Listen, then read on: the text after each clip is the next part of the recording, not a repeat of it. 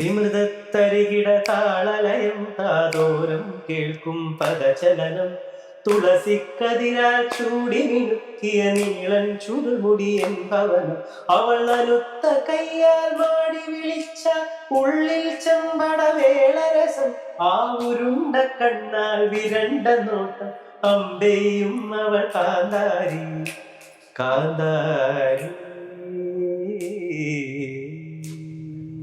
സ്ഥിരമായിട്ട് എന്റെ ഇത്തരം അടവുകൾ കേൾക്കുന്ന ആൾക്കാരിൽ ഒരാളാണ്. സ്ഥിരം പാട്ടുകൾ ഒരു കുറെ പാട്ടുകൾ ഇങ്ങനെ ചെയ്ത് വെച്ചിട്ട് എന്നിട്ട് അത് ഇറക്കാണ്ട് ഇങ്ങനെ 5-10 വർഷം പെട്ടിയിൽ വെക്കുക. അത് ഞാൻ കണ്ടായിരുന്നു, മറ്റേ ഹാർഡ് ഡിസ്കിൽ ശ്വാസം മുട്ടി കിടക്കാന്നൊക്കെ പറഞ്ഞു. നീലയവനിക നീട്ടി നിൽക്കും രാവിൻ ഗന്ധം അനുരാഗം മതിൽ രാഗവർണം പരാഗം. അപ്പോ അത്തരം പാട്ടുകൾ സ്ഥിരമായിട്ട് കേൾക്കുന്ന കുറച്ച് ആൾക്കാരാണ്. മിഥുനാണെങ്കിലും ഇന്ദു ആണെങ്കിലും അങ്ങനെ കുറച്ച് നമ്മുടെ സൗഹൃദങ്ങൾ. അപ്പൊ ഇവനൊക്കെ തന്നെ വഴക്ക് പറഞ്ഞിട്ടുണ്ട്, ഇത് എപ്പ ഇറക്കാൻ വേണ്ടിട്ട് ഉദ്ദേശിച്ചാണ്. അത് ഞാൻ ചെയ്തു. അതായത് ചില കാര്യങ്ങളെ നമ്മൾ എന്തിനാണ് ഈ വഹിക്കുന്നത് നമുക്ക് പോലും അറിയാതെ നമ്മളിങ്ങനെ തള്ളി നീക്കും. അവസാനം ചെയ്തു കഴിയുമ്പോ oh finally I did it എന്ന് പറയുന്ന ആ മൊമെന്റ് ആണ് എനിക്ക് സത്യം പറഞ്ഞത്.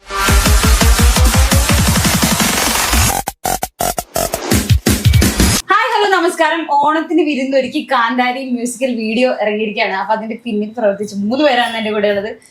എനിക്ക് ഭയങ്കര സന്തോഷം. 3 പേരും എനിക്ക് മുന്നേ അറിയുന്ന ആളുകളാണ്. അതുകൊണ്ട് തന്നെ എനിക്ക് ആ പാട്ട് കേട്ടപ്പോ ഉണ്ടല്ലോ, അനന്തേട്ടാ നമ്മള് മുൻപ് ഇന്റർവ്യൂ എടുത്തിട്ടുള്ളതാണ്. അപ്പൊ ഈ ഒരു ഹാപ്പിനെസ് ഇപ്പൊ എങ്ങനെ, ഈ ഒരു മൊമെന്റിനെ കുറിച്ചൊന്ന് പറയോ?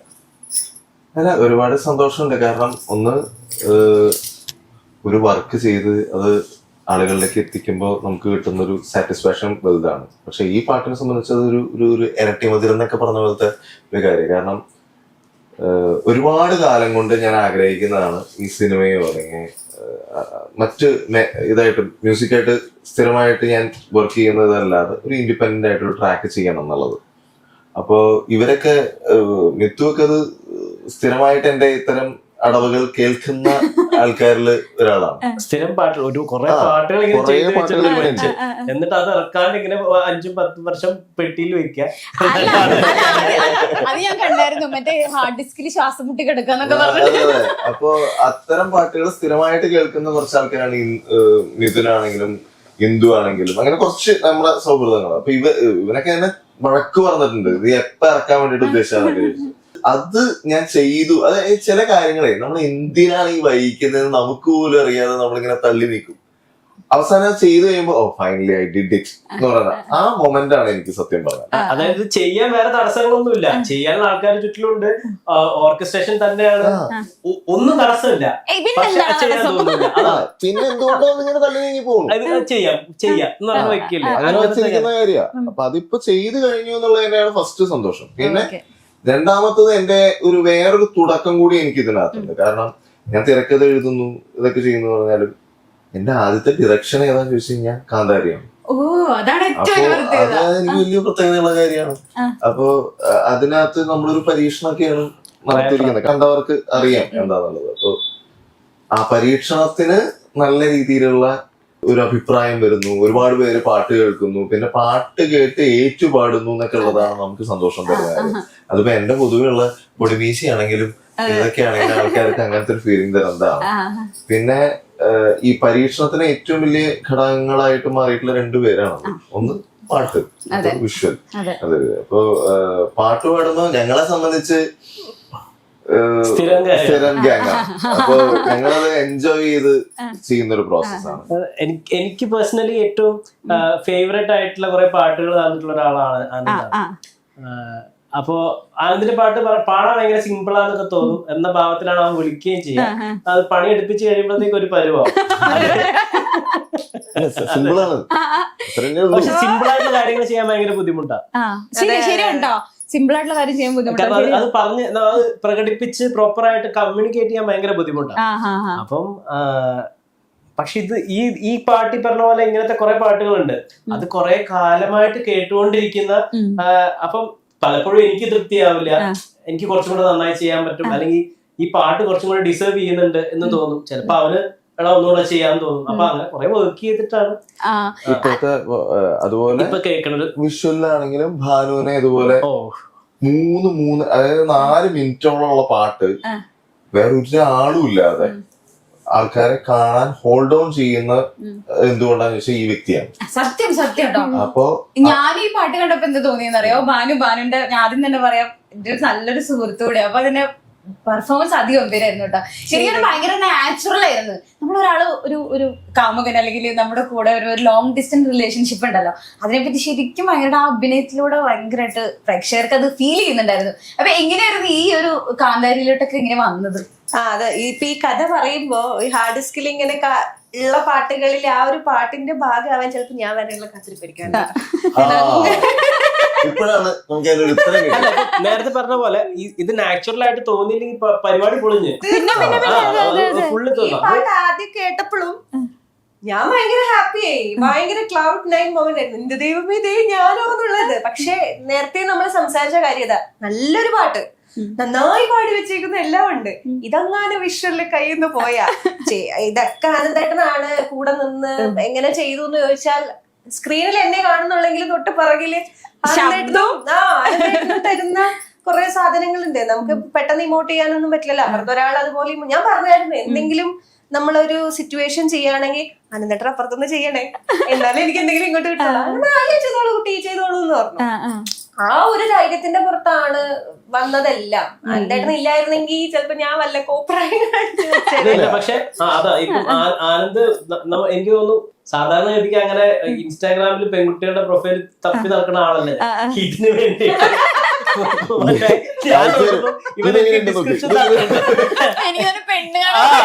അതായത് ഇങ്ങനെ ഒരു ഡിസ്ക്രിപ്ഷൻ തന്നിട്ടുണ്ട്, ഇങ്ങനെ ഭയങ്കര ഫെയർ അല്ല പക്ഷെ നല്ല ഫേഷ്യൽ ഫീച്ചേഴ്സ് ഉള്ള അഭിനയിക്കാൻ പറ്റുന്ന. അപ്പൊ നമുക്ക് അറിയണ കുറെ ഫേസസും പിന്നെ ഇങ്ങനെ അങ്ങനത്തെ, പിന്നെ എന്റെ ഫീഡ് മുഴുവൻ ഇങ്ങനത്തെ റീലുകളാണ്. ഞാൻ എന്റെ ഇവനെ അയച്ചു കൊടുക്കും. അപ്പൊ പറഞ്ഞു ഇങ്ങനെ ഒരാളുണ്ട്, ഇങ്ങനെ ഒരു മൂവി ചെയ്തിട്ടുണ്ട് IFFK ഗംഭീര ആക്ട്രസ് ആണ് എന്നൊക്കെ പറഞ്ഞിട്ട് അങ്ങനെയാണ് ഇവിടെ എത്തുന്നത്. അപ്പൊ എന്റെ ചലഞ്ചും എനിക്കിത് കേട്ടപ്പോ അതായിരുന്നു, ഇത് എന്നെ മാത്രല്ലേ കണ്ടോണ്ടിരിക്കുന്നേ. ഈ പാട്ട് കേൾക്കാൻ എന്തായാലും ഉറപ്പാണ്. ഞാൻ പറയുന്ന ഒരു കാര്യം എന്താന്ന് വെച്ചാൽ, ഇനിയിപ്പൊ വിഷ്വല് കണ്ടില്ലെങ്കിൽ നമ്മൾ കണ്ണടച്ച് ഏത് രീതിയിലും നമുക്ക് ഇത് എൻജോയ് ചെയ്യാൻ പറ്റുന്ന നമ്മുടെ രീതിയിൽ വിഷ്വല് നമുക്ക് ക്രിയേറ്റ് ചെയ്യാൻ എല്ലാ പോസിബിലിറ്റി ഉള്ള ലിറിക്സും മ്യൂസിക്കും ശബ്ദവും ഒക്കെ അതിനുണ്ട്. ശരിക്കും ആ ഒരു പാട്ടിന്റെ ബ്യൂട്ടി എന്ന് എനിക്ക് തോന്നുന്നത് വിഷ്വലും ആ പാട്ടും എല്ലാം കൂടി വരുമ്പോഴാണല്ലോ ഒരു മ്യൂസിക്കിന് അത്രയും ഒരു ഭംഗി വരുന്നത്. അത് ശരിക്കും പറഞ്ഞാൽ മിഥുൻ ചേട്ടന്റെയും ഭരത്തിന്റെയും ശബ്ദം ഉണ്ടല്ലോ, അത് ഭയങ്കരമായിട്ട് ഹെൽപ്പ് ചെയ്തിട്ടുണ്ട്. അപ്പൊ ഈ മിഥുൻ ചേട്ടനിലോട്ടും ഇപ്പൊ ഫ്രണ്ട്സ് ആയിരുന്നു പറഞ്ഞല്ലോ, അപ്പൊ എങ്ങനെയാണ് ഇവര് പാടണം എങ്ങനെ അങ്ങനെ വന്നിരുന്നോ അത് എഴുതുന്ന സമയത്ത് തന്നെ? അല്ല, ബേസിക്കലി എന്റെ എല്ലാ പാട്ടുകളും, അതിപ്പോ മിഥുൻ പാടുന്ന പാട്ടാണെങ്കിലും മിഥുൻ അല്ല പാടുന്നെന്നുണ്ടെങ്കിലും ഒക്കെ കേൾക്കുന്ന ഒരാളാണ് മിഥു. അത് എന്നിട്ട് പറയുകയും ചെയ്യും, എടാ ഇത് ചിലപ്പോ ഞാൻ പാടിയാൽ നന്നാവില്ല, നീ അല്ലെങ്കിൽ ചിലപ്പോ ഞാൻ പറയുകയും ചെയ്യും എനിക്ക് ഇത് ഞാൻ പാടി നോക്കട്ടെ അങ്ങനെ ചോദിക്കും. അത് ഫ്രീഡം ഉള്ള ഒരാളെ, ഇത് ഇന്നാള് പാടിയ രസം ഉണ്ടാവും അല്ലെങ്കിൽ ഇത് ഇന്നാള് പാടുന്നു അങ്ങനെ പറയാനുള്ള ഫ്രീഡം ഉള്ള. സിനിമയ്ക്ക് വേണ്ടി ഒരു കാസ്റ്റിംഗ് നടത്തുന്ന പോലെ നമ്മൾ ഇന്ന പാട്ട് ആര് പാടണം എന്ന് ഞാൻ ചിന്തിക്കുന്ന കൂട്ടത്തിൽ ഞാൻ അയച്ചു കൊടുക്കുന്ന, ഞാൻ ഇങ്ങനെ ഒരെണ്ണം ചെയ്തിട്ടുണ്ട് നീ ഒന്ന് കേട്ടു പറയുന്ന ഒരാളാണ്. അപ്പോ അത് ഞാൻ അയച്ചു കൊടുക്കുകയും ഒക്കെ ചെയ്ത് ഞാൻ പതിവ് പോലെ ഈ പാട്ട് ആര് പാടും എന്ന് ചിന്തിക്കുന്നുണ്ട്. ഈ മിത്തു എന്ന് പറഞ്ഞ ആൾ എന്റെ കൂടെ ഉണ്ട്, എനിക്കിത് വേറെ ചിന്തിക്കാൻ വേണ്ടി പോകേണ്ട കാര്യമൊന്നുമില്ല. അപ്പൊ അങ്ങനെ നിന്ന് അങ്ങനെ ആലോചിച്ചിട്ട് എനിക്ക് തോന്നുന്നു ഇത് നിന്റെ കയ്യിലേക്ക് തന്നെ വരുന്ന തോന്നുന്നത്. അത് കഴിഞ്ഞ് ഇവനത് കേട്ടിട്ടുണ്ട്. അപ്പൊ മിഥുന് ഞാൻ ഇവിടെ ഇരിക്കുന്നുണ്ടല്ലോ, എന്റെ എന്തുകൊണ്ട് നീ പറയുന്നില്ല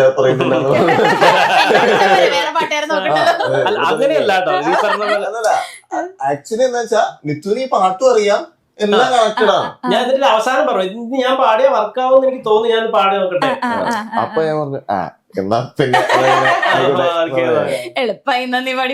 പിന്നെ ഭരത്താണെങ്കിലും നമ്മുടെ കുട്ടിയാ. അതായത് എനിക്ക് ഏത് നേരവും എടാ എനിക്ക് ഇങ്ങനെ റെക്കോർഡിംഗ് ഉണ്ടെന്ന് പറഞ്ഞാൽ ഏത് മൊമെന്റിലും വിളിച്ചു പറഞ്ഞാൽ ചാടി വരുന്ന ആളാണ് ഭരത്. അപ്പൊ ഭരത്തിനോട് ഞാൻ പറഞ്ഞു ഇതിനകത്തൊരു പോർഷൻ ഉണ്ട്, അത് അപ്പൊ ഭരത് ഇങ്ങനെ വന്ന് പാടി കഴിഞ്ഞിട്ട് ഭരത്തിനോട് തന്നെ ഞാൻ പറഞ്ഞു പുണ്യം കൂടി കൂട്ടിക്കോ. അങ്ങനെ വന്നിട്ടാണ് പുണ്യം ശരിക്കും ഒരു വരിയാണ്, ഒരു വരിയാണ് പറയുക. അത് എവിടെയാന്ന് ആൾക്കാർക്ക് കിട്ടാൻ പാടാണ്.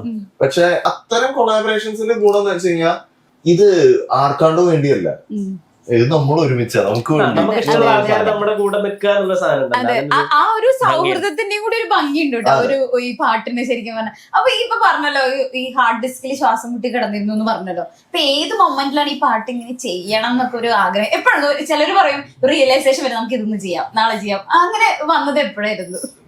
അതായത് വിശേഷം സിനിമയ്ക്ക് ശേഷം ഞാൻ ചിന്തിക്കുന്നുണ്ട് എനിക്കിത് ചെയ്യണം എന്നൊക്കെ ഉണ്ട്. അപ്പൊ എന്താ വിഷയം പറഞ്ഞാൽ വെച്ച് കഴിഞ്ഞാൽ ഒരു ആർട്ടിസ്റ്റ് എന്നുള്ള നിലയ്ക്ക് അല്ലെങ്കിൽ ഒരു എഴുതുന്ന ആളെന്നോ മ്യൂസീഷ്യൻ എന്നുള്ള രീതിയിൽ എനിക്ക് ശ്വാസം മുട്ടി തുടങ്ങി ഒരു സർട്ടൻ ഘട്ടം എത്തിയപ്പോ. കാരണം ഞാൻ എന്താ ചെയ്യണ്ടേ, ഇത് എനിക്ക് ഇങ്ങനെ അങ്ങനെ പല കൺഫ്യൂഷൻ സ്റ്റേജ് വരും നമുക്ക്. ഇതാണോ അതാണോ വേണ്ടേ, അതായത് ഞാൻ വെച്ച് കഴിഞ്ഞാൽ ടൂ മെനി കാര്യങ്ങൾ ചെയ്യുന്നൊരു ഇതിലേക്ക് എത്തിക്കൊണ്ട് അങ്ങനെയും കൂടി തോന്നും. അപ്പൊ ആ പോയിന്റിലാണ് എനിക്ക് തോന്നുന്നത് ഇത് ഞാൻ വേറെ ആൾക്ക് കൊടുത്ത് വേറെ എന്തെങ്കിലും ചെയ്യുന്നതിനെക്കാട്ടും ഇതായിട്ട് ഇപ്പൊ എനിക്ക് സിനിമ ഡയറക്ട് ചെയ്യാൻ വേണ്ടി ഞാൻ ഉദ്ദേശിക്കുന്ന ഒരു സമയമാണ്. അപ്പം ഞാൻ എന്താ ഫസ്റ്റ് ചെയ്തതെന്ന് വെച്ച് കഴിഞ്ഞാൽ ആ സിനിമയായിട്ട് ഞാൻ ബന്ധപ്പെടുത്താൻ ഉദ്ദേശിക്കുന്ന എന്റെ DOP, എന്റെ എഡിറ്റർ, ഇങ്ങനത്തെ ആൾക്കാരെയൊക്കെ ഞാൻ വിളിച്ചു പറഞ്ഞത് നമുക്ക് ഇങ്ങനെ ഒരു കാര്യം ചെയ്താലോ. അപ്പൊ എനിക്ക് തോന്നി അത് ഭയങ്കര റാപ്പായിരിക്കും, അതിലേക്കും കൂടി ഇന്നാവാൻ അവർക്ക് എളുപ്പമാകും. അപ്പൊ അങ്ങനെ ഒരുപാട് കാരണങ്ങൾ അതിന് എല്ലാം കൂടി വന്നു. പിന്നെ ഈ പറഞ്ഞ കാര്യം ശരിയാണ്, നമ്മൾ ഈ ദിവസവും പല മുഖങ്ങൾ ഇങ്ങനെ അയച്ചു കൊടുത്തോണ്ടിരിക്കാനായിട്ട്. അപ്പൊ അതൊന്നുമല്ല എനിക്ക് വർക്കാണ്. അപ്പൊ ഫൈനലി ഭാനുവിനെ വിളിച്ചു ഞാൻ ഒരു ഘട്ടത്തില്. എന്നിട്ട് എപ്പോഴും ഒരു ഡേറ്റ് ക്ലാഷ് വന്നു. ഡേറ്റ് ക്ലാഷ് വന്നപ്പോ എന്റെ കൂടെ ഉള്ളവര് എന്താ പിന്നെ മാറി ചിന്തിക്കണത്. എന്നിട്ട് പിന്നെ നമ്മള് ഇല്ല അത് നമുക്ക് നോക്കാന്ന് പറഞ്ഞാൽ അത് ഭാനുവിന്റെ തലയിൽ വരച്ചത് തന്നെയായിരിക്കും. തലയിൽ വരച്ചതിനെക്കാട്ടും വരി ചില കാര്യങ്ങൾ നമുക്കൊരു ബോധ്യം വരുമല്ലോ, ഇന്ന ആൾക്കാരുണ്ടെങ്കിൽ അത് വർക്കാന്ന് പറഞ്ഞിട്ട്. ആ ബോധ്യത്തിലല്ല എന്നുണ്ടെങ്കിൽ എങ്ങനെയൊക്കെ പോയാലും എനിക്ക് ഉള്ളിലൊരു ബുദ്ധിമുട്ടുണ്ടാവും. ഇതിപ്പോ അതൊന്നുമില്ല. ഇത് വളരെ എന്നെ സംബന്ധിച്ച് ഞാൻ എൻവിഷൻ ചെയ്ത ഒരു കാര്യം എന്നുള്ള രീതിയിൽ അത് അതിന്റെ എല്ലാ ഘടകങ്ങളും ചേർന്ന് വന്നിട്ടുള്ളൊരു പാട്ടാണ്. അപ്പൊ അതായിരിക്കും എനിക്ക് സമയം. അതെ, അത് ശരിയുണ്ടോ, അത് പറഞ്ഞ കറക്റ്റാ. നമുക്കൊരു സമയം ഉണ്ടല്ലോ, ആ സമയത്ത് ചിലപ്പോ എന്തൊക്കെ കഷ്ടപ്പെട്ടാലും ചിലപ്പോ ആ സമയം വരുമ്പോഴായിരിക്കും ആ പാട്ട് അല്ലെങ്കിൽ ഏത് കാര്യങ്ങളായാലും വരുന്നത്. അപ്പൊ മിഥുൻ ചേട്ടൻ നമുക്ക് പാട്ടൊന്നും പാടിയാലോ? അതെന്തായാലും പ്രേക്ഷകർക്ക് കേൾക്കാനൊരു ആഗ്രഹം ഉണ്ടാവുമല്ലോ എന്തായാലും. വിമൃതത്തരികിട താളലയം താതോരം കേൾക്കും പദചലനം തുളസിക്കതിരാൽ ചൂടി മിനുക്കിയ നീളൻ ചുടുമുടിയൻ ഭവനം അവൾ അനുത്ത കയ്യാൽ മാടി വിളിച്ച ഉള്ളിൽ ചെമ്പട വേളരസം ആ ഉരുണ്ട കണ്ണാൽ വിരണ്ട നോട്ടം അമ്പെയും അവൾ കാന്താരി കാന്താരി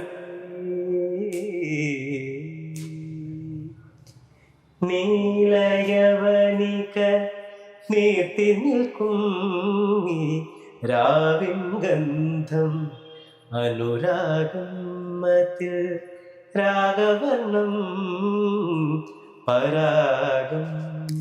എന്റെ അമ്മ എന്റെ കൈ ഇങ്ങനെ കുളിര് ആ കാന്താരി എന്നൊരു വരി വന്നപ്പോണ്ടല്ലോ എനിക്ക് എന്തോ ഉള്ളെന്ന് ഇങ്ങനെ ഒരു പ്രത്യേക ഈ പാട്ട് ഭയങ്കര ഇഷ്ടം കൂടിയാണ്. പിന്നെ മിഥുൻ ചേട്ടന്റെ വലിയൊരു ഫാൻ ഉണ്ടാകാൻ.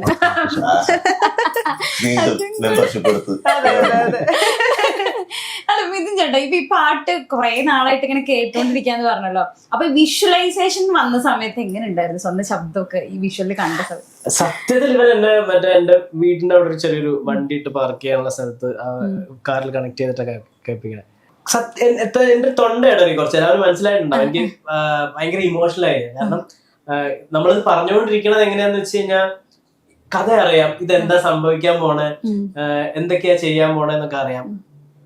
ഭാനു വർക്കായില്ലെങ്കിൽ ദിസ് വോണ്ട് വർക്ക്. അതെ, അപ്പം അസാധ്യമായിട്ട് ചെയ്തിട്ടുണ്ട്. അപ്പൊ അവൻ എന്താണോ മനസ്സിൽ കണ്ടേ അത് അതുമുണ്ട്. ആസ് എൻ ആർട്ടിസ്റ്റ് ആദ്യത്തെ ഡയറക്ടോറിയൽ അല്ലേ, അപ്പൊ അവനത് എന്താണോ ഉദ്ദേശിച്ചത് അത് അതുപോലെ ഇംപ്ലിമെന്റ് ചെയ്യാൻ പറ്റി എന്നൊക്കെ കാണുമ്പോഴൊരു സന്തോഷവും. ആ പാട്ട് ഇപ്പൊ എന്റെ ശബ്ദത്തിലാണ് വരണേ, അങ്ങനെ കുറെ സത്യത്തിൽ ഇമോഷണലായി. ഞാൻ അങ്ങനെ മറ്റേ ഭയങ്കര കരഞ്ഞ് നിലവിളിച്ചൊന്നുമല്ല പറയണ, പക്ഷെ തൊണ്ടയൊക്കെ ഇടറി ഒന്ന് ആ ഒരു മൊമെന്റ് ഇല്ലേ ഫസ്റ്റ് കേൾക്കുമ്പോഴത്തേക്കും ഓക്കെ നന്നായിട്ടുണ്ട്. അല്ല ശരിക്കും നമുക്കൊക്കെ കേട്ടപ്പോൾ ഇതന്നെയാ തോന്നിയത്. ഞാനിപ്പോ പറഞ്ഞില്ല, അതായത് ആ പാട്ട് കേൾക്കുന്ന സമയത്ത് നമുക്ക് എന്തൊക്കെയോ ഫീൽ ചെയ്യുന്നുണ്ട് ഉള്ളിലോട്ട്. കണക്ട് ചെയ്യാൻ പറ്റും. എന്റെ വീട്ടിലുള്ളതും ഭയങ്കര ശാന്ത ശാലീന ആ പരിപാടി ഒന്നും അല്ല വീട്ടില്. പ്രോപ്പർ എന്താ പറയാ നല്ലതാണ്. എനിക്ക് ഇത് ചേച്ചി പറഞ്ഞത് അല്ല, അത് കണ്ടത് ഞങ്ങള് പ്രിവ്യൂ ഇത് ഞാനാണ് പറഞ്ഞോളൂ. ഇത് ഞാനാണ്, ഞാനും ഇതുപോലെ തന്നെയാണ്. എനിക്ക് ഭയങ്കര ഇഷ്ടപ്പെട്ടെന്ന് പറഞ്ഞിട്ട് എനിക്ക് ആദ്യം കിട്ടുന്ന വിഷ്വല് കണ്ടിട്ട് എല്ലാരും നന്നായി എന്ന് പറഞ്ഞാൽ റിലേറ്റ് ചെയ്ത് സംസാരിക്കുക എന്ന് പറയുന്ന കാര്യമില്ല, അതാണ് ഏറ്റവും കൂടുതൽ നമുക്കൊക്കെ റിലേറ്റ് ചെയ്യാൻ പറ്റും. അങ്ങനത്തെ ആൾക്കാരെ നമ്മൾ കണ്ടിട്ടുണ്ടാവും. ഭയങ്കര ജോവിയൽ ആയിട്ടുള്ള, ഭയങ്കര സന്തോഷം തരുന്ന, നല്ല എന്താ പറയാ പെട്ടെന്ന് കണക്ട് ആവുന്ന ആൾക്കാർ. അതെ അതെ. അല്ല അത് ശരിക്കും ഉണ്ടല്ലോ, ഭാനുവിന്റെ ഇപ്പൊ നമ്മുടെ ഒരു സുഹൃത്തുണ്ടായിരുന്നു. സുഹൃത്ത് പറഞ്ഞ ഒരു കാര്യം എന്ന് പറഞ്ഞാൽ, അവള് ഈ പാട്ട് കണ്ട സമയത്ത് ശരിക്കും കണ്ണിന്ന് ഇങ്ങനെ വെള്ളം വന്നിട്ടുണ്ടായിരുന്നു. അതായത് ആൾക്ക് അത് റിലേറ്റ് ചെയ്യാൻ പറ്റി, ഫീൽ ചെയ്യാൻ പറ്റി, അവരും അത് അനുഭവിച്ചതുകൊണ്ട്. അപ്പൊ അതുപോലെ ആരെങ്കിലും ഒക്കെ വന്ന് പറഞ്ഞിട്ടുണ്ടായിരുന്നു എന്റെ അടുത്ത്, നീ തന്നെയാണല്ലോ ഇത് എന്ന് പറഞ്ഞിട്ട് ആൾക്കാരുണ്ട്. പിന്നെ എനിക്ക് ഫീൽ ചെയ്തത് എന്റെ തന്നെ കുറച്ച് സാധനത്തിൽ ഒരു കട്ട കയറ്റിയതാണോ ഇടക്കൊന്ന് കുറച്ചതാണോ എന്നുള്ള മാത്രമേ ഉണ്ടായിരുന്നുള്ളൂ. എനിക്ക് ഞാനായിട്ട് അത് ചെയ്യുന്ന മാതിരി അത് തന്നെയായിരുന്നല്ലേ വിഷ്ണു ചേട്ടനൊക്കെ അതിന്റെ ഇടയിൽ ഞാൻ വെറുതെ കാപ്പി കുടിക്കുന്നത്. DOP വിഷ്ണു ആയിരുന്നു.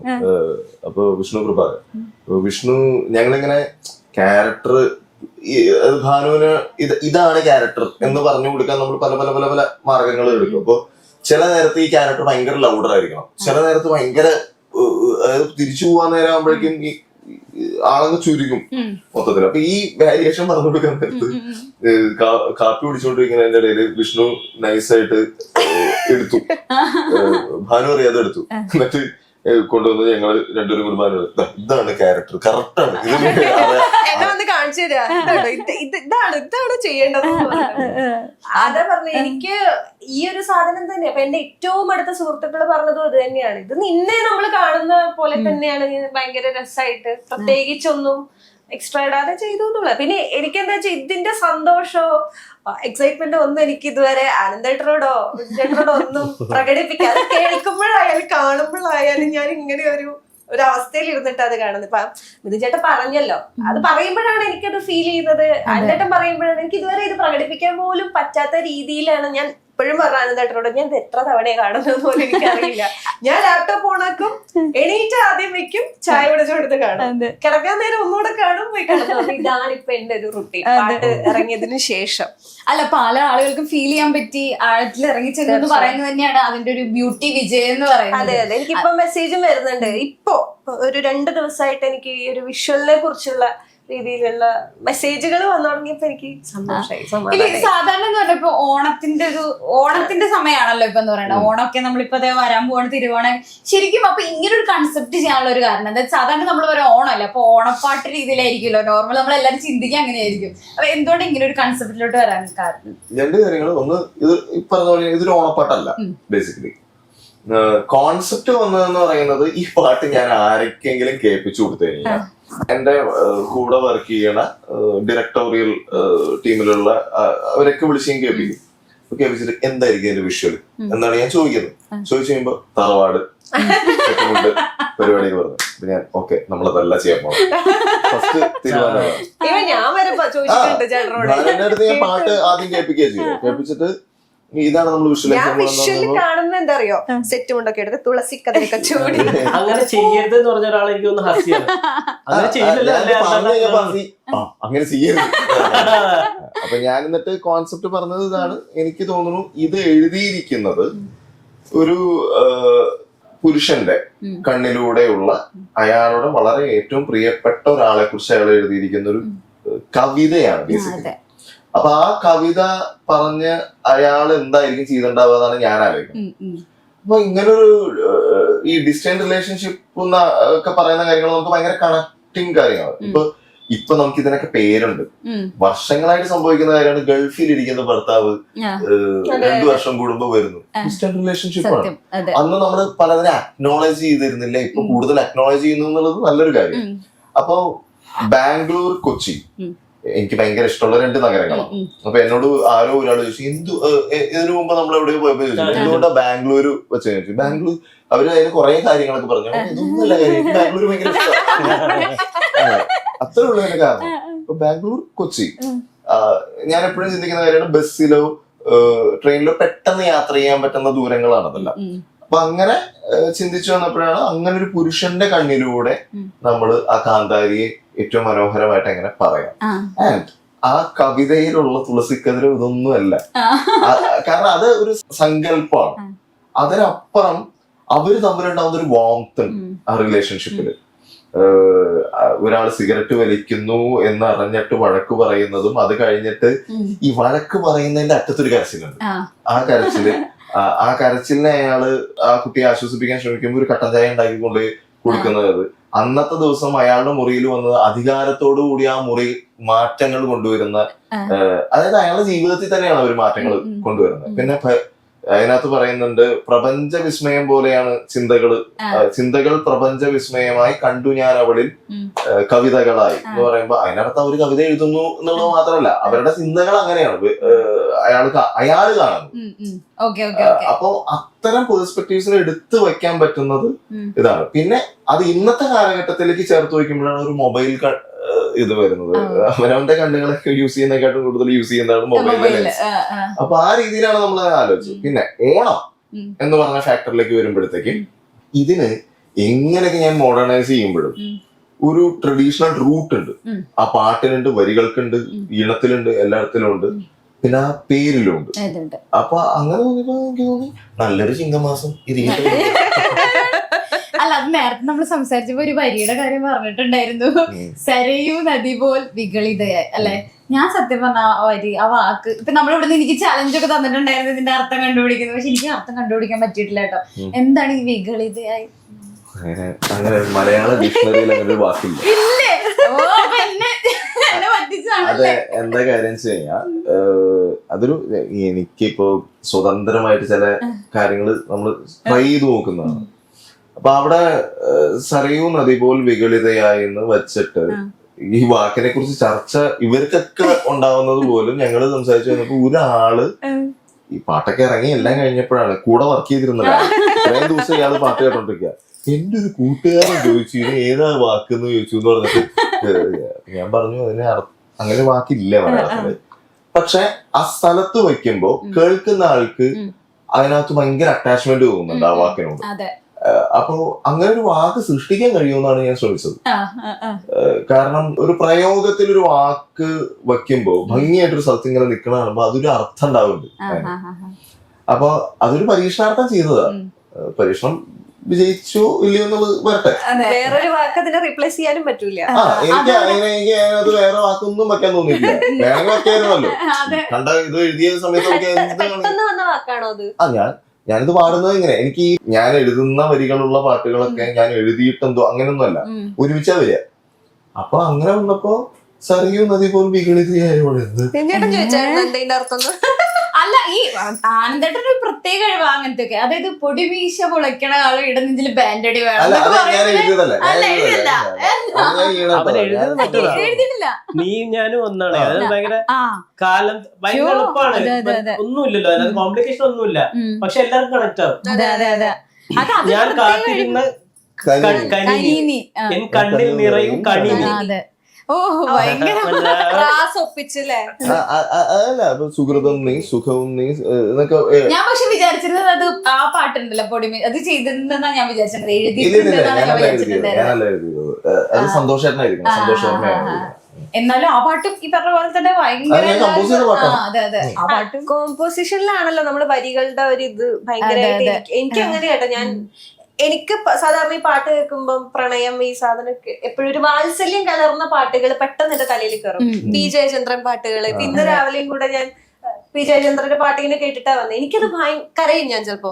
അത്രയും പ്രണയവും വാത്സല്യവും കലർന്ന ഒരു പാട്ടിന്റെ ഒരു മൂഡാണ്, ആ വാംത്താണ് ഇതിലും ഉള്ളത്. അതാ പറഞ്ഞത്, ഇതിപ്പം വിഷ്വല് വേണ്ട, വെറുതെ ഇത് ഒരു യാത്രയിലോ ഒരു ചായ കുടിക്കുമ്പോഴോ വെറുതെ ഇരിക്കുമ്പോഴോ വിഷമിച്ചിരിക്കുമ്പോഴോ സന്തോഷിക്കുമ്പോ ഒക്കെ കേട്ടിരിക്കുമ്പോഴേ നമ്മുടെ മനസ്സിൽ കുറെ വിഷ്വൽസ് നമുക്ക് ക്രിയേറ്റ് ചെയ്യാൻ പറ്റുന്ന ആ സ്വാതന്ത്ര്യമുള്ള കുറച്ച് പാട്ടുകളേ ഉള്ളൂ. അതെ, അല്ലെങ്കിൽ അന്റെ ഒരു പ്രത്യേകത എനിക്ക് തോന്നിയെന്താ പറയുക, നമ്മളെ കുറച്ച് പിന്നോട്ട് കൊണ്ടുപോകും. നമ്മള് കുറെ നമ്മുടെ എന്തൊക്കെയോ മെമ്മറീസ് അല്ലെങ്കിൽ എന്തൊക്കെയോ ഫീൽ ചെയ്യുന്ന തരത്തിലുള്ള ഈ പാട്ടും അങ്ങനെയാണ്. നമുക്ക് എല്ലാവർക്കും ഈ പറഞ്ഞ പോലെ ആൾക്കാർക്ക് അത് ഇഷ്ടമാണല്ലോ. അത് കറക്റ്റ് അറിയാം, പോയിന്റ് ഇങ്ങനെ മിസ്സിംഗ് എലമെന്റ് ഒക്കെ കൊണ്ടുതരും മനസ്സിൽ. ആനന്ദന്റെ അടുത്ത് പറഞ്ഞിട്ടുണ്ടായിരുന്നോ ഇതേപോലെ ആരെയും പാട്ട് ഇറങ്ങിയ സമയത്ത് ആരെയും ഇതേപോലെ ഇമോഷണൽ ആയിട്ട് ഫീൽ ചെയ്യിപ്പിച്ചു, ആഴത്തിൽ ഇറങ്ങി, അങ്ങനെ എന്തെങ്കിലും ഒക്കെ അഭിപ്രായം പറഞ്ഞിട്ടുണ്ടായിരുന്നു? എന്റെ അടുത്ത് കൂടുതൽ പറയുന്നത് കണക്ഷൻ ആണ്. അതായത് ഇമോഷണലി ഉണ്ടാവുന്ന ഒരു കണക്റ്റിനെ കുറിച്ചൊക്കെ പലരും എഴുതിയിടുന്നുണ്ട്. ചിലര് വിളിച്ചു പറയാറുണ്ട്, ചിലർ മെസ്സേജ് അയക്കാറുണ്ട്. ബേസിക്കലി എനിക്ക് തോന്നുന്നു പാട്ടായാലും ഈ പറഞ്ഞ വിഷ്വൽ ആയാലൊക്കെ എനിക്ക് പരിചിതമായ ചുറ്റുപാടുള്ള കാഴ്ചകളെ ഏത് രീതിയിൽ നന്നായിട്ട് റിലേറ്റബിൾ ആയിട്ട് റീക്രിയേറ്റ് ചെയ്യാൻ ചിന്തിക്കുന്ന ഒരാളാണ് ഞാൻ. അപ്പോ ആ രീതിയിലുള്ള കാര്യങ്ങൾ ചെയ്യുമ്പോൾ ഹ്യൂമൻ ഇമോഷൻസ് ആണ് അത്. അമേരിക്കയിൽ ഇരിക്കുന്ന സായിപ്പനായാലും ഇവിടെ ഇരിക്കുന്ന നമുക്കായാലും ഒക്കെ ഒന്ന് തന്നെയാണ്. ഇമോഷൻ ഒന്ന് തന്നെയാണ് സത്യം. എല്ലാവരും കരയുന്നതും അല്ലെങ്കിൽ എല്ലാവരും ചിരിക്കുന്നതും ഒക്കെ, എല്ലാവരും എല്ലാ സ്ഥലങ്ങളിലും ചിരിക്കുമ്പോ എല്ലാം ചെയ്യുമല്ലോ, ഇമോഷൻ പ്രകടിപ്പിക്കുമല്ലോ. ഇത് പറഞ്ഞത് കറക്റ്റ് ആയിരിക്കും. ഒരാള് എന്നോട് പറഞ്ഞത് ഇതൊക്കെ കണ്ടുകഴിഞ്ഞാൽ ഞാൻ എന്താന്ന് ഉള്ളതായിപ്പോയി. അതായത് ആള് എന്നോട് വിളിച്ചിട്ട് പറഞ്ഞത് എന്റെ അച്ഛനെ കുറിച്ചാണ് ഞാൻ ഈ പാട്ട് കേട്ടത്. അച്ഛനോ അസ്ഥാനത്തായി പോയി. പക്ഷെ പുള്ളി അതിന്റെ കാര്യം പറഞ്ഞു. കാരണം അച്ഛൻ മാസത്തിൽ ഒരിക്കൽ മാത്രം വീട്ടിൽ വന്നിരുന്ന ഒരാളാണ്. ആള് വീട്ടിൽ വരുമ്പോ വീട് എത്ര സന്തോഷപ്പെടും, ആളെത്ര സന്തോഷത്തിലായിരുന്നു. ആ പോകുന്ന സമയത്ത് ഇത് മുഴുവൻ അങ്ങ് മൂഡ് മുഴുവൻ മാറും. എനിക്കിത് പെട്ടെന്ന് ക്ലിയർ ആയത് സ്കൂളിലേക്ക് പോകേണ്ട കുട്ടിക്ക് ഞായറാഴ്ച വൈകുന്നേരം കഴിയാണ്ടാവുന്ന ബുദ്ധിമുട്ട്. അതൊരു കണക്ഷനാണ്. അപ്പൊ ആ കണക്ഷൻ ഏറ്റവും എല്ലാവർക്കും കിട്ടും. അത് അത്രേ ആലോചിച്ചുള്ളൂ. അതെ. അല്ല ശരിക്കും എനിക്ക് ഈ പാട്ട് കണ്ടപ്പോ അങ്ങനെ തോന്നിയത്, നമുക്ക് പലതരത്തിലുള്ള ഫീലിങ്സ് ആണ് വന്നത്. ഈ പറഞ്ഞ പോലെ എനിക്കൊരു ലോങ് ഡിസ്റ്റൻസ് റിലേഷൻഷിപ്പിനെ പറ്റിട്ടല്ല എനിക്ക് കൂടുതൽ തോന്നി. പലതരത്തിലുള്ള വേറെ എന്തൊക്കെയോ ഞാൻ പറഞ്ഞില്ല, കുറെ പിന്നോട്ട് പോകുന്നവ, എനിക്ക് കുട്ടിക്കാലൊക്കെ ഓർമ്മ വരുന്ന പോലെ പാട്ട് എന്താണെന്നറിയില്ല, അങ്ങനെയൊക്കെയാണ് ഫീൽ ചെയ്യുന്നത്. മിഥുൻ ചേട്ടാ, ഇപ്പൊ ഓണമൊക്കെ അല്ല, നമുക്കൊരു ഓണത്തിന്റെ ഒരു പാട്ട് പാടിയല്ലോ. ഞാൻ കാണുന്നു ടാസ്ക് മൊത്തം സോറി. ഓണൊക്കെ ആണല്ലോ, ഓണം എന്തായാലും ഓണം മുണ്ടും ഇതൊക്കെ സെറ്റ് മുണ്ടൊക്കെ കൂടി നല്ല വന്നതല്ലേ, ഒരു ഓണപ്പാട്ടൊക്കെ മാച്ചാണ്. കര മാച്ച്, ഷർട്ട് മാച്ച്, ഭാര്യയാണ് സ്റ്റൈലിസ്റ്റ്. ഓണപ്പാട്ട്. അപ്പം ഇത് ദക്ഷിണാമസ്വാമിയുടെ ഗുരുനാഥന്റെ പാട്ടാണ്. തുയിലുണരൂ തുയിലുണരൂ തുമ്പികളെ, തുമ്പ പൂങ്കാട്ടിലെ വീണകളെ. തുയിലുണരൂ തുയിലുണരൂ തുമ്പികളെ, തുമ്പ പൂങ്കാട്ടിലെ വീണകളെ. തിരുവോണപ്പുലരി വന്നു, തൃക്കാക്കര നട തുറന്നു. തിരുവോണപ്പുലരി വന്നു, തൃക്കാക്കര നട തുറന്നു. കുരവയിട്ടു പാടി വരൂ കുരുവികളെ, കുരവയിട്ടു പാടി വരൂ കുരുവികളെ. അയ്യോ, ഓണം എത്തി അല്ലേ ഈ പാട്ട് കൂടെ കേട്ടപ്പോ. അല്ല, മിഥുൻ ചേട്ടന്റെ ശബ്ദം ഭയങ്കര ഒരു എന്താ പറയാ, തറച്ചിങ്ങനെ കേറും ശബ്ദം.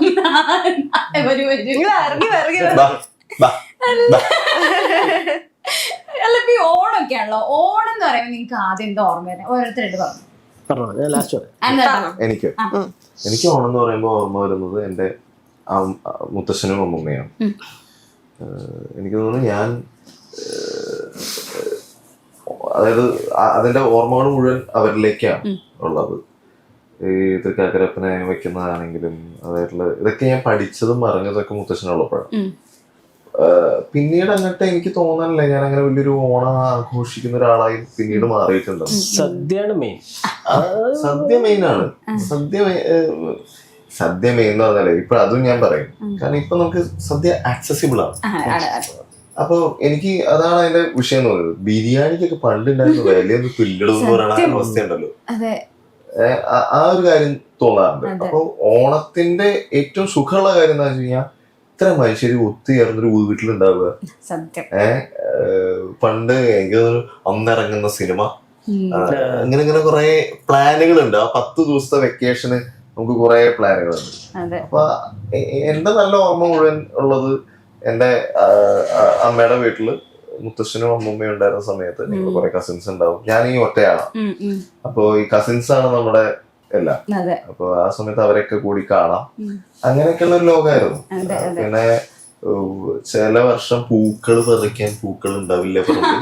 അപ്പോൾ നമ്മൾ അപ്പൊ കയ്യേറ്റം നടത്തുന്നു. ഇങ്ങനെയുള്ള കാര്യങ്ങളൊക്കെയാണ് എനിക്ക് ഓർമ്മയുള്ളത്. ബേസിക്കലി എല്ലാം അവിടെ നിൽക്കുന്നത് മുത്തശ്ശൻ അമ്മൂമ്മ 2 ഫാക്ടറിലേക്കാണ്. ഈ ആക്സസിബിളിന്റെ കാര്യം പറഞ്ഞപ്പോഴാണ് ഇപ്പൊ കുറച്ച് ദിവസം മുന്നേ ഒരു വ്യക്തി പറഞ്ഞിട്ടുണ്ടായിരുന്ന ഒരു കാര്യം, അല്ലലുണ്ടായിരുന്ന സമയത്ത് ഓണം എന്ന് പറയുന്നത് ഒരു സ്പെഷ്യൽ ആയിരിക്കും. ആ സമയത്ത് നമുക്ക് ഈ ഓണക്കോടി കിട്ടാനോ ഒരു ഭക്ഷണ സദ്യ കഴിക്കാനൊക്കെ കുറച്ച് ഇങ്ങനെ ഒരു ഫെസ്റ്റിവൽ വരണമായിരുന്നു. ഇപ്പൊ തോന്നുന്നു അങ്ങനെയല്ലല്ലോ, ഇപ്പൊ എല്ലാം ആക്സസിബിൾ ആണ്. അപ്പൊ എനിക്ക് തോന്നുന്നു ആ മെമ്മറീസ് കുറച്ചും കൂടി കൂടുതലുണ്ടായിരുന്നു. പപ്പടത്തിന്റെ മൂല്യം, അതെ, പപ്പടം കിട്ടുന്ന സമയം എന്ന് പറയുന്നത് വലിയൊരു ഫാക്ടറാണ്. ഇപ്പൊ എപ്പോ വേണമെങ്കിലും പപ്പടം. അങ്ങനെയല്ല, ഞാനതിനെ അത് ഇപ്പൊ ഏത് തലമുറയോട് ചോദിച്ചാലും അതാത് കാലത്ത് അങ്ങനത്തെ ഓരോ കാര്യങ്ങൾ ഉണ്ടായിട്ടുണ്ടാവും. എനിക്ക് പെട്ടെന്ന് റിലേറ്റ് ചെയ്യാൻ പറ്റുന്നതാണെങ്കിലും ഒക്കെ ഉള്ളത് എനിക്ക് തോന്നുന്നു നമ്മുടെയൊക്കെ തലമുറ എത്തിയപ്പോഴേക്കും മസാല ദോശ വളരെ എളുപ്പത്തിൽ കിട്ടും അല്ലേ, അതിനു വേണ്ടി ഇങ്ങനെ കിടന്ന്. പക്ഷെ അതേ എനിക്ക് തോന്നുന്നു നമ്മുടെയൊക്കെ ഏറ്റവും സ്കൂൾ ടൈമിൽ നോക്കുകയാണെങ്കിൽ മസാല ദോശ ഭയങ്കര പ്രത്യേകത സാധനമാണ്. ബിരിയാണി ഭയങ്കര പ്രത്യേകതയാണ്, വല്ലപ്പോഴും കിട്ടുന്ന ഒരു കാര്യമാണ്. ഇന്നിപ്പോ എപ്പോഴാണെങ്കിൽ സ്വിഗ്ഗി അടിച്ചു ബിരിയാണി തന്നു, സദ്യ കിട്ടുന്നുണ്ടോ പിന്നെ എല്ലാ സാധനങ്ങളും കിട്ടും. പിന്നെ ഈ ഓണത്തിനോടനുബന്ധിച്ച് കായ വറക്കുക, ഉപ്പേരി വറക്കുക, പിന്നെ ശർക്കര വരട്ടി ഉണ്ടാക്കുക, ഇതൊക്കെ ഒരു പരിപാടിയാണ്. സത്യം, ആ ഒരു റിച്വൽ ഇതിനു മുമ്പ് ഒരു ചക്ക സീസൺ വരും. അപ്പൊ അത് ഭയങ്കര രസമായ പരിപാടിയാണ്. അപ്പൊ അതിന് ചിട്ടയുണ്ടായിരുന്നു. നമ്മള് കളികൾക്ക് ഒരു ചിട്ടയുണ്ടെന്ന് പറയും. അതായത് കളികൾ ഓരോ ഏരിയയില് കുറച്ചു നേരം ക്രിക്കറ്റ് കളിക്കും, അതേ ഗ്രൗണ്ടിൽ നമ്മൾ ഫുട്ബോൾ കളിക്കും, അതേ ഗ്രൗണ്ടിൽ നമ്മൾ വോളിബോൾ കളിക്കുന്ന പറഞ്ഞാൽ ഈ സീസണുകൾ വളരെ ഇമ്പോർട്ടന്റ് ആണ്. ഇതൊന്നും ഇല്ലെങ്കിൽ, ആ മാറ്റങ്ങൾ ഇല്ലെങ്കിൽ നമ്മളില്ലാതെ. അപ്പൊ ഓണം എപ്പോഴും സ്പെഷ്യലാണ്. എനിക്ക് ഓണം എന്ന് പറഞ്ഞാൽ കുറെ മണം. അതായത് എന്റെ വീട്ട് ഗ്രാമത്തിലാ, കണ്ണൂര് ഒരു ഗ്രാമത്തില്. അപ്പൊ ഈ പൂവൊന്നും നമുക്ക് വാങ്ങണമെങ്കിൽ 15 കിലോമീറ്റർ തടുക്കണമെങ്കിൽ പോകണം. പണ്ടാണെങ്കിൽ തീരെ വാങ്ങില്ല, ഇപ്പോഴും വാങ്ങില്ല. അപ്പൊ ഇത് പറിക്കാൻ വേണ്ടിയിട്ട് റബ്ബർ തോട്ടത്തിന്റെ അപ്പുറത്തൊക്കെ പോയി രാവിലെ ഒരു 1.5-2 മണിക്കൂർ ഒരു നടത്തമുണ്ട്. ആ നടത്തത്തിൽ കിട്ടുന്ന മണം എന്താന്ന് വെച്ചാൽ രാവിലെ എല്ലായിടത്തും ബ്രേക്ക്ഫാസ്റ്റിന്റെ ഒരു മണമുണ്ട്. ഇപ്പൊ എന്റെ വീട്ടിലാണെങ്കിൽ സ്പെഷ്യൽ ദിവസത്തിൽ ഇഡലി ഉണ്ടാക്കാം. എനിക്ക് വിശക്കുന്നു. ഇഡ്ലി ചമ്മന്തി സാമ്പാർ ഒരുമിച്ച് വറുത്തിടുന്നതിന്റെ മണം കിട്ടും. ഇത് തന്നെയായിരിക്കും അപ്പുറത്തെ വീട്ടിലെ ഇത് തന്നെയായിരിക്കും താഴത്തെ പിന്നെ പ്രേമേച്ചി ഉണ്ടാക്കുന്നുണ്ടാവും. ഇതിന്റെ മണം എനിക്ക് കിട്ടാനുണ്ട്. അതുപോലെ രാവിലെ ഇത് ഉണ്ടാക്കുമ്പോ ഞാൻ വിചാരിച്ചു പൂക്കളുടെ മണം പല പൂക്കളും നല്ല എനിക്ക് എന്നാ ഞാനിത് വാരി വലിച്ച് തിന്നോന്ന് വെച്ചാൽ ഇല്ല. എനിക്ക് മണം ഉണ്ടാക്കുന്ന ഒരു അല്ലാത്തൊരു നൊസ്റ്റാൾജിക് സാധനം ഉണ്ട്. എനിക്ക് മണങ്ങൾ ഭയങ്കര ഫേവറേറ്റാ. ഓരോ അതെല്ലാവർക്കും ഉണ്ട്, ഓരോ മണത്തിനും ഓരോ എനിക്ക് ഇതാണ് ഇഷ്ടം. ഇത് ഉച്ചവരെ ഉള്ളു ഇതിന്റെ ഒരു പ്രസരിപ്പ്. അത് കഴിഞ്ഞാൽ പിന്നെ നമ്മള് സൈഡാവും. ആ രാവിലത്തെ ആ ഒരു 2-3 മണിക്കൂറാണ് എന്റെ ഏറ്റവും ഫേവറേറ്റ് ആയ. പൂവിടുക, സദ്യ, ഇതൊക്കെ പാർട്ട് ഓഫ് നമ്മുടെ സന്തോഷത്തിന്റെ റിച്വലാണ്. ഈ മണം കിട്ടുന്നത് എനിക്ക് ഭയങ്കര പ്രാധാന്യമാണ്. അതെ, പായസത്തിന്റെ മണം, അവിയലിന്റെ മണം, സാമ്പാറിന്റെ മണം. പക്ഷെ ഈ ബ്രേക്ക്ഫാസ്റ്റിലെ വറുത്തിടലിന്റെ മണമാണ് എനിക്ക് എനിക്ക് ഇഷ്ടപ്പെട്ടോ. മിഥുൻ ചേട്ടാ അവിടെ വിചാരിച്ചിരിക്കും ഇവിടെ വിശാലമായി ഇത് ബാക്കിയുള്ളവർ കൂടി വിശപ്പ് ഉണ്ടാക്കുക ചെയ്തത്. ഞാൻ അതിനാ വെയിറ്റ് ചെയ്യുന്ന വീട്ടിൽ പോവാ. കാരണം ഇത് വീട്ടിൽ നിന്ന് കിട്ടുള്ളൂ. അതെ അതെ. ഇപ്പൊ ഇവിടുന്നൊന്നും എനിക്ക് കിട്ടൂല. ഇവിടെ നമുക്കിപ്പോ നമ്മളത്രയും ഒരു സിറ്റിയിലല്ലേ താമസിക്കുന്നത്. ഗ്രാമത്തിൽ പോണം. അവിടെ പോയാലാണ് ഇതിങ്ങനെ പരന്ന് മൂക്കിൽ. പല പല സ്ഥലങ്ങളിലും പല വീടുകളിൽ പല മണങ്ങളായിരിക്കും ഓരോ ഡിഷിനൊക്കെ. അല്ല, ആ സമയത്ത് ഇതൊരു പൊതുഘടകം കൂടിയാണ്. ഈ സാമ്പാർ വറുത്തിടലും ഇഡലി ചമ്മന്തി എല്ലാം ഒരുമിച്ച് രാവിലെ ഉണ്ടാവുന്ന ഒരു സമയം. ഉപ്പേരിയും വെക്കും. അതേപോലെ കാരിയപ്പം, ഉണ്ണിയപ്പം എല്ലാം ഉണ്ടാവും. അതെ, അതൊരു സ്പെഷ്യൽ ഓർമ്മയായിരിക്കും. ഇതാണ് ഇലയില കഴിക്കുക അങ്ങനെ. പിന്നെ ഇത് കഴിഞ്ഞിട്ട് നമ്മളിങ്ങനെ വരുമ്പോഴായിരിക്കും വിളക്ക് കത്തിച്ചതിന്റെ മണം, ചന്ദനത്തിരിയുടെ മണം, പിന്നെ ഒരു മണമായിരിക്കും. പക്ഷെ ഓണത്തിന് ചില ഏതെങ്കിലും ഒരു ഓണത്തിന് മീൻകറി ഉണ്ടാവും. മീൻകറി അല്ലെങ്കിൽ മീൻ പൊരിച്ചുണ്ടാവും. ഞങ്ങൾക്കതൊന്നുമില്ല. കണ്ണൂർ സൈഡിൽ അങ്ങനെ മലബാറിലുണ്ട്. ഞാൻ എന്റെ വീട് പ്യൂർ വെജിറ്റേറിയൻ വീടായതുകൊണ്ട് സാധാരണ ഉണ്ടാവും. ഓണം ആക്ച്വലി പഴയ ഓണം പറഞ്ഞു കഴിഞ്ഞാൽ എന്റെ ഏറ്റവും സ്പെഷ്യൽ ആയിട്ടുള്ള ഓണം എന്ന് പറയുന്നത് എനിക്ക് പാട്ട് ക്ലാസ് നടക്കുന്നത് ഓണത്തിനാണ്. എല്ലാ വെക്കേഷനുകളിലും വരിക ചെയ്യും. അപ്പം വണ്ടിയിൽ എണ്ണ അടിക്കുന്ന പോലെ എന്നെ പാട്ട് പഠിപ്പിച്ചോണ്ടിരുന്നത്. ദക്ഷിണാമസ്വാമിയാണ് പഠിപ്പിച്ചോണ്ടിരുന്നത്. അപ്പം എല്ലാ വെക്കേഷനും വരും. അപ്പൊ ഓണക്കാലത്ത് സ്വാഭാവികമായിട്ട് അദ്ദേഹം വീട്ടിലുണ്ടാവും. അപ്പം പറഞ്ഞ വിശ്വസിക്കാന്ന് പറഞ്ഞോളൂ. പക്ഷെ അദ്ദേഹം ജീവിതത്തില് പൂട്ടത് എന്റെ വീട്ടിൽ നിന്നാണ്. അപ്പം that is something very special for me. അപ്പൊ രാത്രി മുഴുവൻ ഇരുന്ന് ഈ മറ്റേ പൂക്കള മത്സരം ഉണ്ടാവില്ല. അപ്പൊ അച്ഛൻ്റെ ഒരു ഫ്രണ്ട് ഉണ്ട് അവിടുത്തെ പൂക്കട ആണ്. അപ്പൊ പുള്ളിയാണെങ്കിൽ നമ്മുടെ വയലിൽ നിന്നൊക്കെ വന്നിട്ട് മറ്റേ ഇലകൾ ഇതൊക്കെ പറിച്ചോണ്ട് പോവുകയൊക്കെ ചെയ്യും ആ സമയത്ത് ഡെക്കറേഷന് വേണ്ടി സ്ഥിരം. അപ്പം നമ്മൾ പോകുമ്പോ നിറച്ചു പൂ കിട്ടും. അപ്പൊ വലിയ മറ്റേ ബിഗ് ഷോപ്പർ ബാഗില് പൂക്കള് കൊണ്ടുവന്നിട്ട് കഴിഞ്ഞാൽ നമ്മുടെ പണി എന്താന്ന് വെച്ചാൽ ഇത് ഉതിർത്തിടണം, മറ്റേ ഇതാക്കണല്ലോ, സെപ്പറേറ്റ് ചെയ്യണല്ലോ. അപ്പം രാത്രി മുഴുവൻ ദക്ഷിണാമസ്വാമി ഇരുന്നിട്ട് ഫുള്ള് വലിയ കൂമ്പാരം പൂക്കൾ ഇങ്ങനെ ഇരുന്ന് നിറക്കി വരച്ച്, അത് ഭയങ്കര വേറെ അധികം ആൾക്കാർക്ക് ഇല്ലാത്തൊരു മെമ്മറി. ഭയങ്കര ഭാഗ്യവാനായ അത് ഞാൻ ശരിക്കും പറഞ്ഞാൽ ഇപ്പൊ വിഷ്വലൈസ് ചെയ്തു. ആ ഒരു കാര്യം ഇപ്പൊ പൂവിടുന്നത് ദക്ഷിണാമൂർത്തി സ്വാമികൾ അത് ഭയങ്കര സ്പെഷ്യൽ ആണ് എനിക്ക്. അതാണ് എന്റെ ഏറ്റവും വലിയ ഓർമ്മകൾ. ഇതിലും വലിയ മെമ്മറി ആർക്കും കിട്ടാനുള്ളത് ശരിക്കും പറഞ്ഞു കഴിഞ്ഞാൽ. അല്ല, ഓണം എന്ന് പറയുമ്പോൾ അങ്ങനെയാണല്ലോ, എല്ലാവർക്കും ഓരോ തരത്തിൽ സ്പെഷ്യൽ ആയിരിക്കും. അത് എല്ലാ ഫെസ്റ്റിവലും അങ്ങനെയായിരിക്കും. സ്വാമി ഒരു 1948 മുതൽ ചെന്നൈയിലാണ്. അപ്പൊ അവിടെ ഇങ്ങനെ ഓണം സെലിബ്രേറ്റ് ചെയ്യില്ല. അപ്പൊ നമ്മുടെ ഈ പറഞ്ഞ പോലെ നാട്ടിൻപുറത്താണ് കൂടുതലും. അപ്പൊ എല്ലാ വീട്ടിലും ഇപ്പോഴും എന്റെ നാട്ടിൽ എങ്ങനെയാന്ന് വെച്ച് കഴിഞ്ഞാൽ, കണ്ണൂർക്ക് എങ്ങനെയാന്ന് വെച്ചാൽ എല്ലാ സെലിബ്രേഷൻസും ഒരു 10-16 പിള്ളേരുണ്ട്.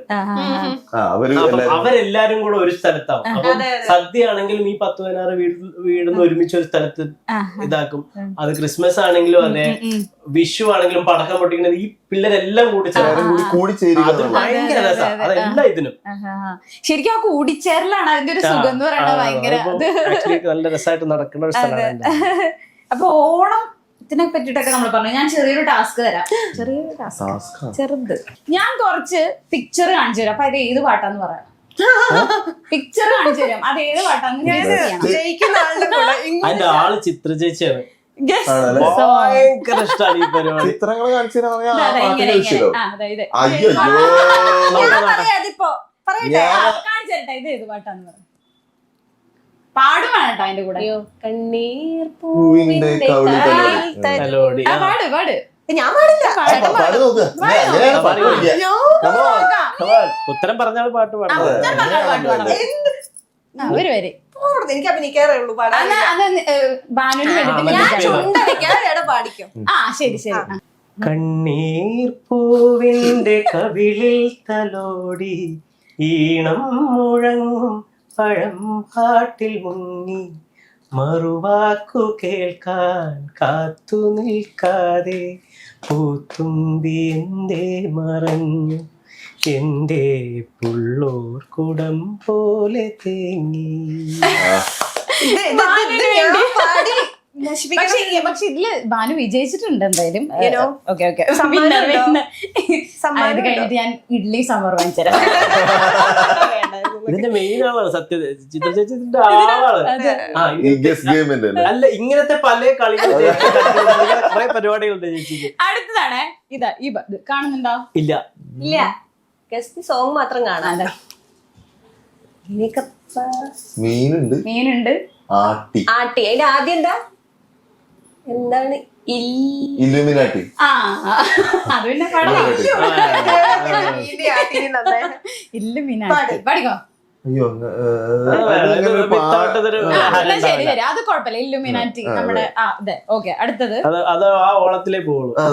അടുത്തത്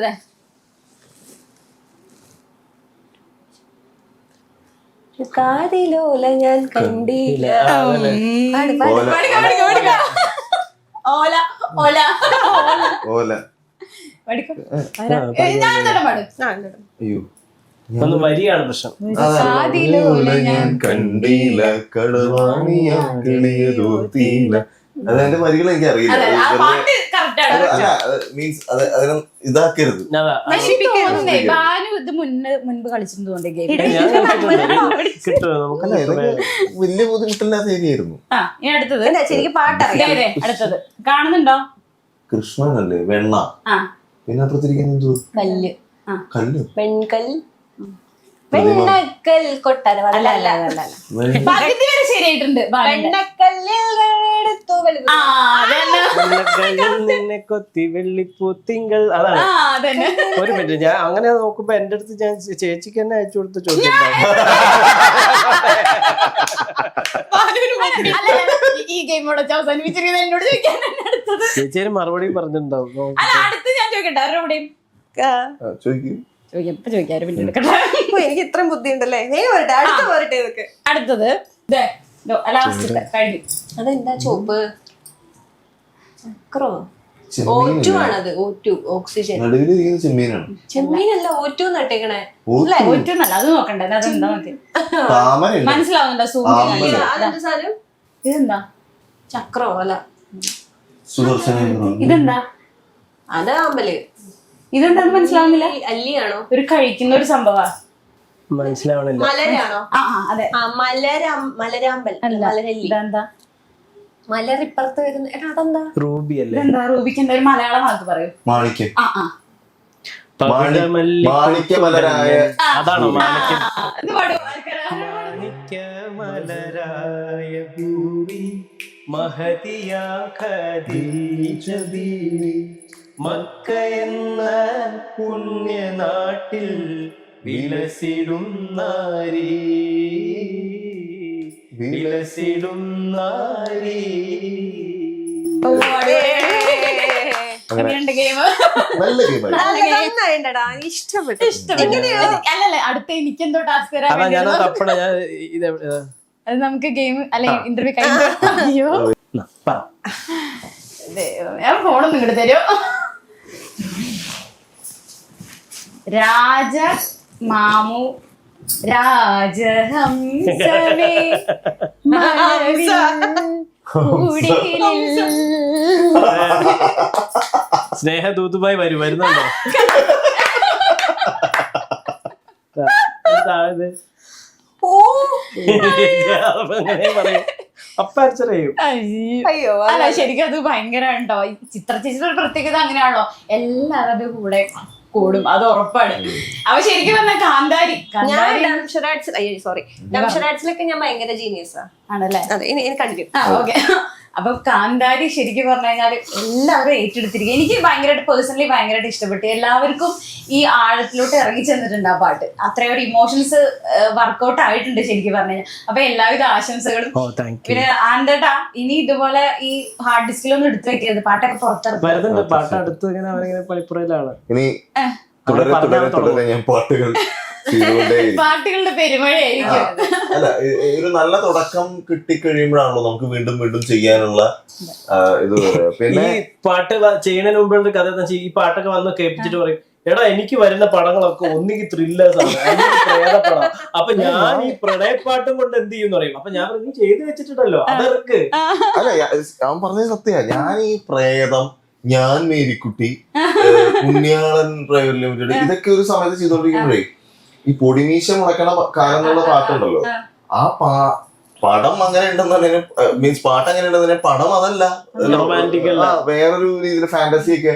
അപ്പൊ എനിക്ക് ഇങ്ങനെയുള്ള പടങ്ങളേ വരാറില്ല. അപ്പൊ ഒന്നിക്ക് ത്രില്ലർ അല്ലെങ്കിൽ സ്വന്തം പ്രണയം ഇങ്ങനെ ഒഴുകി കളയ. അപ്പൊ എല്ലാവർക്കും എല്ലാവിധ ആശംസകളും. ബാലു ബ്രില്യൻ പെർഫോമൻസ് ആണ് ഞാൻ ആദ്യം തന്നെ പറഞ്ഞപ്പോ ഇനിയും നല്ല നല്ല അവസരങ്ങൾ കിട്ടട്ടെ. മിഥുൻ ചേട്ടാ, ഇതുപോലെ നല്ല നല്ല പാട്ടുകൾ ഞങ്ങൾക്ക് തരട്ടെ ഞാൻ ആശംസിക്കുകയാണ്. തരട്ടെ എന്ന് കൂടി ഞാൻ പറയണം. അപ്പൊ എല്ലാവിധ ആശംസകളും. എല്ലാവർക്കും സ്നേഹം നിറഞ്ഞ ഓണാശംസകൾ.